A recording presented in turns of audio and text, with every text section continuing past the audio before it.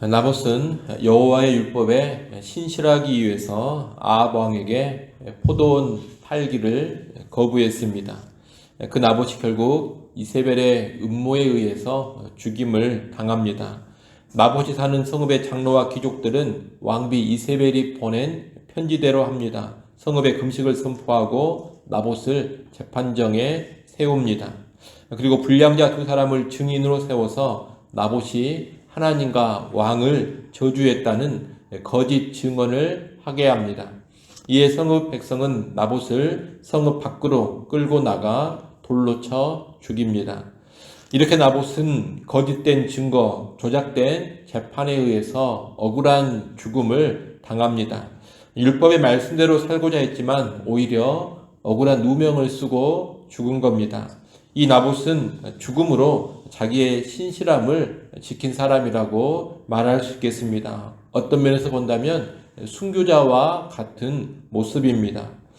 여러분, 신자는 바로 이러한 사람입니다. 진리를 위해서, 말씀대로 살기 위해서 죽음까지 감수하는 사람, 말씀대로 살다가 세상의 공격, 세상의 조작에 의해서 죽임까지 당하는 사람, 이런 사람이 신자입니다. 그러니 우리가 신자라면 죽음이 오더라도 지킬 것은 지키는 사람, 또한 죽음으로써 지킬 것을 지키는 그런 사람이 될 수 있기를 바랍니다. 나봇은 이렇게 신자답게 죽어갔지만 이세벨과 아합 그리고 음모의 동조자들은 악인의 전형이라고 말할 수가 있겠습니다. 나봇이 죽은 후 이세벨은 아합에게 나봇의 죽음을 알립니다. 이 말을 듣고 아합이 보인 반응이 16절입니다. 16절에 보면 아합은 나봇이 죽었다함을 듣고 곧 일어나 이스라엘 사람 나봇의 포도원을 차지하러 그리로 내려갔더라, 이렇게 되어 있습니다. 아마 아합은 이세벨의 음모를 알았을 겁니다. 그러면서도 모른 척합니다. 사실 아합은 나봇의 억울하고 비참한 죽음에는 전혀 관심이 없습니다. 오히려 나봇이 죽었다는 소식을 듣고 기뻐하면서 곧장 나봇의 포도원을 차지하기 위해 이스라엘로 내려갑니다. 이를 보면 탐욕이 얼마나 무서운지를 알게 됩니다. 탐욕은 사람을 아주 잔인하게 만듭니다. 아합과 이세벨은 탐욕에 붙들려서 죄 없는 사람을 누명을 씌워 죽이면서까지 그가 가진 것을 빼앗습니다. 사람이 죽어 나가지만 전혀 신경 쓰지 않고 원하는 것을 얻었다는 그런 기쁨으로만 가득합니다. 탐욕에 빠지면 이렇게 잔인한 악인이 되고 마는 겁니다. 그러니 오늘 우리는 이 탐욕의 죄를 크게 경계할 수 있어야 하겠습니다. 우리 안에 탐욕은 철저히 제거하고 뿌리 뽑아야 합니다. 탐욕 대신에 감사가 자리 잡게 해야 되고 탐욕 대신에 자족함이 자리 잡게 해야 할 겁니다. 그래야지만 악해지지 않고 그래야지만 잔인해지지 않을 겁니다. 아울러 우리는 탐욕스러운 권력에 동조하는 사람이 되어서도 안 됩니다. 나봇이 사는 성읍의 장로와 귀족들은 배후의 진실을 다 알고 있었습니다. 그러면서도 이세벨의 편지대로 조작된 재판을 실행하고 나봇을 죽였습니다. 이들은 아주 악한 공범, 동조자들인 겁니다. 신자는 다른 사람의 탐욕스러운 행위, 탐욕스러운 권력의 악한 횡포에 동조하는 사람이 되어서는 안 됩니다. 오히려 그런 악함을 지적하고 책망하고 거스를 줄 아는 그런 사람이 되어야 합니다. 거짓된 탐욕과 거짓된 권력이 난무할 때 진실을 밝히고 진실을 위해 싸울 수 있는 그런 사람이 되어야 합니다. 여러분, 신자는 자기 안에 있는 탐욕도 버려야 하지만 동시에 다른 사람의 악한 탐욕도 막아설 줄 알아야 합니다. 그 사람이 진정한 신자입니다. 우리는 그런 신자로 이 땅을 살아갈 수 있기를 바랍니다. 이렇게 의인 나봇은 죽고 악한 아합과 이세벨은 그들의 탐욕을 채웠습니다. 여기까지만 보면 아합과 이세벨의 뜻대로 다 잘 된 것 같습니다. 하지만 여호와 하나님께서 이 모든 것을 보고 계십니다. 하나님은 이 모든 일을 보시고 엘리야를 통해 아합과 이세벨에게 심판을 선언하십니다. 그 심판에 관한 말씀이 19절부터 24절에 나옵니다. 이 심판의 말씀은 아합에게 선포된 심판 가운데 가장 구체적이고 확실한 심판 선언입니다. 그리고 이세벨에게까지 선포된 심판의 말씀입니다. 여호와 하나님은 나봇의 죽음을 계기로 해서 이제 아합 집안을 멸하기로 확정을 하셨습니다. 이제 아합 집안은 멸절당하고 말 것입니다. 그 집안 사람들은 다 죽임당하고 장례도 제대로 치르지 못하게 될 겁니다. 아합이 죽어 흘린 피는 개들이 핥을 것이고 이세벨은 아예 그 시체를 개들이 먹어버릴 겁니다.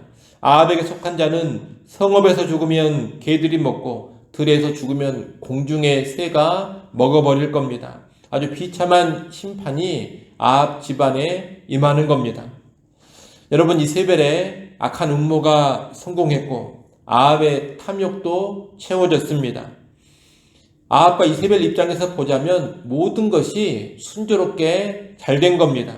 하지만 그로 인해 참혹한 심판이 자기들 위에 그리고 자기 집안에 떨어지게 됩니다. 그렇게 본다면 사실 잘된 게 아닙니다. 완전한 파멸의 길로 가버린 것이니 잘된 것이 아니라 크게 잘못된 겁니다. 지금 저주의 길로 들어가 버린 겁니다. 우리는 죄가 바로 이런 것이라는 것을 잘 알아야 합니다.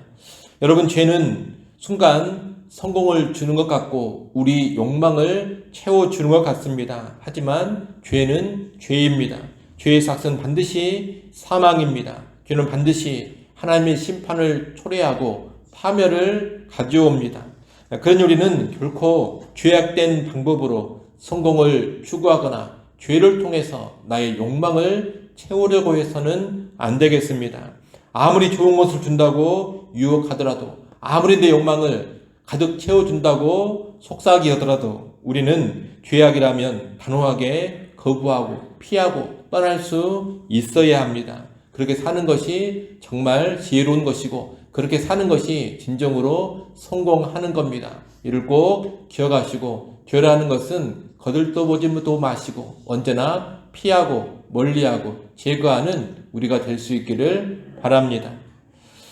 25절 26절 말씀은 왜 아합이 그렇게 여호와 앞에 악을 행하며 온갖 우상을 섬기는 그런 악한 왕이 되었는지 거기에 대한 설명입니다. 25절 말씀을 같이 한번 읽어보겠습니다. 25절 말씀 함께 읽습니다. 예로부터 아합과 같이 그 자신을 팔아 여호와 앞에서 악을 행한 자가 없음은 그를 그의 아내 이세벨이 충동하였음이라. 아멘. 성경은 이세벨을 언급하고 있습니다. 그녀는 바알 숭배의 본산지인 시돈의 왕 엣바알의 딸로 아합에게 시집온 여자입니다. 아합은 아내인 이 이세벨에게 휘둘리면서 가장 악한 왕이 되어버린 겁니다. 우리는 여기에서 결혼의 중요성도 배우고 누구와 함께하느냐의 중요성도 배웁니다. 여러분, 배우자를 잘 만나는 것은 너무나도 중요한 일입니다. 배우자의 영향을 받지 않는 것이 결코 쉽지 않습니다.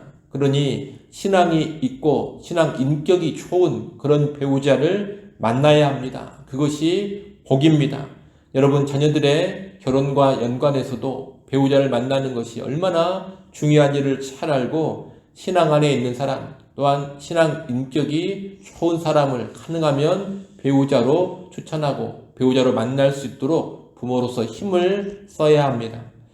우리는 스스로도 자기 신앙을 잘 지켜야 합니다만 배우자가 좋으면 그 좋은 배우자가 내 신앙을 더 붙잡아주고 더 잘 지켜주기도 하는 겁니다. 반면 스스로 지켜야 하는 신앙이긴 하지만 배우자가 좋지 않으면 그만큼 스스로 자기 신앙 지키는 일이 더 힘들어지기 마련인 겁니다. 배우자만 그런 것이 아닙니다. 친구를 비롯한 인간 관계가 다 그렇습니다. 신자나 경건한 사람과만 우리가 늘 함께 할 수는 없을 겁니다.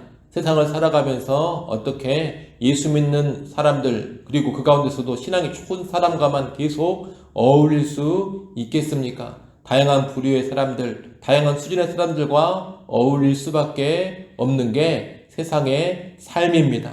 하지만 그럼에도 불구하고 우리는 기회가 되고 시간이 되는 대로 경건한 신자들과 더욱 함께할 줄 알아야 합니다. 그들과 함께하는 것은 아주 큰 유익을 가져다 주기 때문입니다. 내 신앙을 지키고 내가 하나님 앞에 바로 서는데 경건한 신자들과 함께하는 것만큼 도움되는 일이 없습니다. 그러니 여러분, 결혼을 비롯한 모든 인간관계에 있어서 누구와 함께하느냐, 이것이 얼마나 중요한지를 다시금 마음 깊이 새기시기를 바랍니다. 그런 가운데 경건한 신자들, 주를 깨끗한 마음으로 부르는 사람들과 최대한 함께하면서 자신을 지키시고 그 유익을 누려갈 수 있기를 바랍니다. 오늘 본문 마지막은 뜻밖에도 이 아합이 겸비해진 모습이 나옵니다. 아합은 엘리야를 통해 심판의 말씀을 듣고서 옷을 찢고 굵은 배로 몸을 동이고 금식하고 굵은 배에 누우며 풀이 죽어 다녔습니다. 일종의 회개의 반응을 보인 겁니다. 물론 이것만으로 아합이 확실하게 회개했는지는 불분명합니다. 여호와께로 돌아섰다는 확실한 표현은 나오지 않기 때문입니다. 그러나 그동안 보여줬던 아합의 행태와 비교해 본다면 오늘 본문의 이 모습은 상당히 다른 모습입니다. 분명 아합의 마음이 누그러졌고 심판에 대한 두려움과 불안으로 인해서 기가 많이 꺾여 있습니다.